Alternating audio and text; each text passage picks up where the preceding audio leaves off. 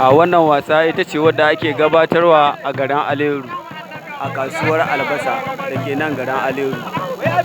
Yauwa, yadda muke cin gaba da shan nishaɗi da wasanni daban-daban.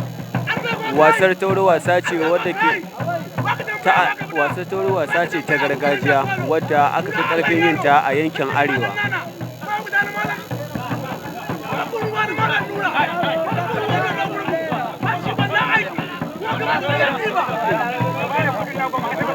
A lokacin da kaga jikin mutum yana yin rawa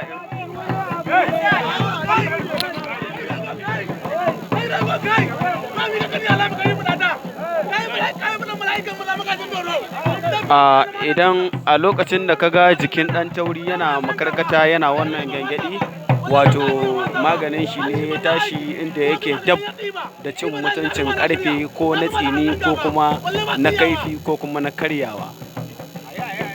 Wannan shi ne ake ce ma kirari.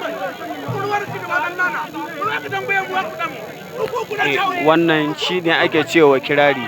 A lokacin da wanda ke wasan tauri yake yin irin wannan maganganun, a lokacin da yake yi wa kansa kirari ne, wani akan cewa yanda yake kiran rafanansa ta yanda zai iya karya karfe ko kuma ya yanka shi a kowane fanni. Yauwa.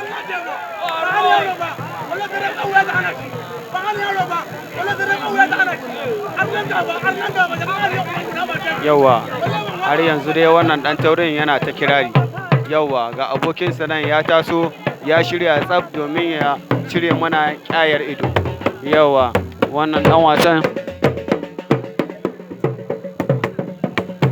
Yauwa, a lokacin da kaga ɗan tauri yake yin wannan.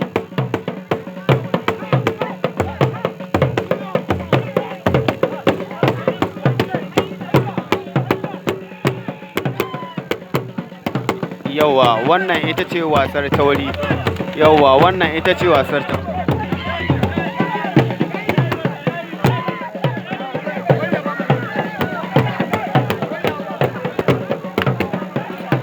Yauwa, a lokacin da mutum ya taɓa wasa haka, abokanan shi sukan shigo fili domin su ga sun fitar da shi waje.